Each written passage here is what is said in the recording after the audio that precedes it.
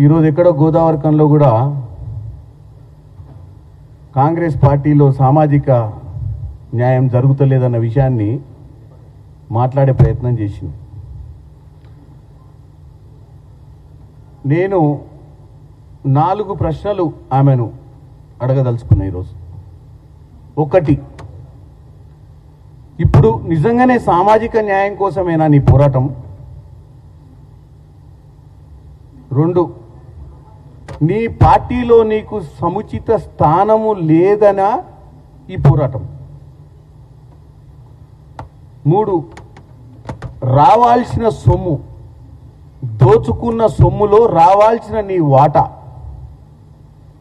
రాలేదని నీ ఆవేదననా? 3, 4, నిజంగా 10 సంవత్సరాల మీ పాలనలో తెలంగాణ దోచుకోబడ్డది, అనుకున్న తెలంగాణ బంగారు తెలంగాణ కాలేదని నీ ఆవేదన? ఈ 4 అంశాల మీద కవిత గారు క్లారిటీ ఇవ్వాల్సిన అవసరం ఉంది.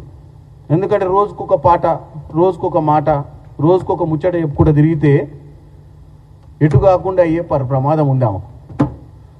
ఇవాళ నేను ఒక కాంగ్రెస్ ఎంపీగా నేను ఆమెను కొన్ని ప్రశ్నలు అడుగుతున్నా, కొన్ని సూచనలు కూడా ఇవ్వదలుచుకున్నా. ఈ 4 ప్రశ్నలల్లో ముఖ్యమైన ప్రశ్న ఏంటంటే, రావాల్సిన సొమ్ము, దోచుకున్న దాంట్లో నీకు రావాల్సిన సొమ్ము కోసమే అయితే ఇంత రాద్ధాంతం అవసరం లేదు.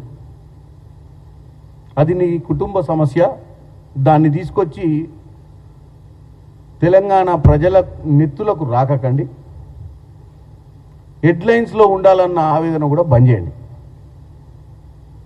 లేదు, మీరు నిజంగానే 10 ఏళ్ల పాలనల కాంగ్రెస్ పార్టీ అన్యాయం అయిపోయి, తెలంగాణ అన్యాయం అయిపోయింది, తెలంగాణ ప్రజల సొమ్మును దోసుకున్నారు ఆ దయ్యాలు అనేది నీ ఆవేదన అయితే, మరి ఆ దయ్యాల పేర్లు చెప్పి, నేను ఒక పార్లమెంట్ సభ్యునిగా నిజంగానే మీరు పార్టీలకు అతీతంగా తెలంగాణలో 10 సంవత్సరాల్లో 8 లక్షల కోట్ల అప్పు అయిందన్న విషయం మేమందరం కూడా గమనించడం, ఎన్నోసార్లు చెప్పినాం. ఈ అప్పు దేని మీద ఖర్చు పెట్టిర్రు, ఈ అప్పులో ఎంత కమిషన్లు తిన్నారో మీ దగ్గర చిట్టా ఉంటే, మీరు మీతోటి ఒక ఎంపీగా నేను కూడా ఢిల్లీకి వస్తా.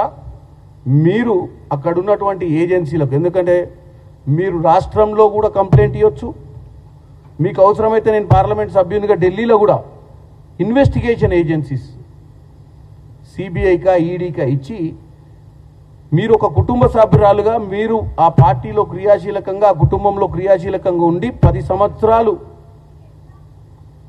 ఎలా దోచుకుర్రో మీరు చూసిరు కాబట్టి మీరు వచ్చి కంప్లైంట్ ఇవ్వాల్సిన అవసరం ఉందని కోరుకుంటున్నాను. దాంతో ఏమవుతుందంటే, మీకు ముఖ్యంగా నా సూచన, మీ మీద తెలంగాణ ప్రజలకు నమ్మకం ఏర్పడుతుంది. రాజకీయకు అతీతంగా మీరు అనుకున్న తెలంగాణ ఇది కాదు అని చెప్పే అవకాశం ఉంటుంది. ఎందుకంటే మీరు జాగృతి పెట్టి మీరే అంటున్నారు, తెలంగాణ ఉద్యమంలో నేను క్రియాశీలకంగా ఉన్నా, ఆ రోజు ఈ దయ్యాలు లేవు నువ్వు అన్నట్టు. అంటే ఆ రోజు క్రియాశీలకంగా మా నాన్న ఒక్కడే నాయకుడు, మా నాన్న తర్వాత నేనే నాయకురాలి, నేను ఏ పార్టీకి పోదలుచుకోలేదు, మా పార్టీనే బాగు చేసుకుంటా అంటున్నావు. కాబట్టి నీకు ఒక మంచి సలహా ఇస్తున్నా. ఎట్లాగో కేసీఆర్ గారు పెద్ద మనిషి అయ్యారు, ఫామ్ హౌస్కి అంకితం అయిపోయారు. ఇప్పుడు తెలంగాణ రాష్ట్రీయ సమితి అని లేదు, భారతీయ రాష్ట్రీయ సమితి అయింది. ఇప్పుడు బీఆర్ఎస్కి సరైన నాయకత్వం నువ్వు చేయాలనుకుంటే, మీ నాయన దగ్గర మన్ననలు పొందాలనుకుంటే నువ్వు చేయాల్సిన కార్యక్రమం ఒక్కటే, తెలంగాణలో ఉన్నటువంటి ప్రజల హృదయాన్ని దోచుకోవాలి. మరి హృదయాన్ని దోచుకోవాలంటే ఇట్లాంటి చిల్లర బల్లర మాటలు మాట్లాడుకుంటా పొద్దునో స్టోరీ, సాయంత్రమో స్టోరీ అల్లినావు అనుకో, చరిత్రలో చాలామంది నీలాంటి వాళ్ళు వచ్చిర్రు, చరిత్రలో చాలామంది నీలాంటి వాళ్ళు ఆగమైపోయారు. అంటే ఒక 4 రోజులు హెడ్లైన్స్ ఉన్నంత మాత్రాన ఎవరు నాయకులు కాలే. గతంలో ఎన్ని పేపర్లో మనం చదివినన్ని పేపర్లు, ఇవాళ వచ్చిన పేపర్ రేపు పొద్దున ఏ బఠానీల దుకాణం దగ్గరనో అది అమ్ముకోనికే తప్ప దేనికి పనికిరాదు. చిరస్థాయిగా చరిత్రలో నిలిచిపోవాలంటే నేను చెప్పినటువంటి అంశం మీరు చెయ్యండి. మీకు పర్సనల్గా నేను మీ ఎమ్మటి వచ్చి కంప్లైంట్ ఇస్తా అంటే నేను కూడా వచ్చి ఆడ రిప్రజెంటేషన్ ఒక ఎంపీగా నేను మీకు మద్దతు పలుకుతా. ఎందుకంటే మనం తెలంగాణ ప్రజల్ని పదే పదే రోజు వాళ్లకు ఎంటర్టైన్మెంట్ కావద్దు.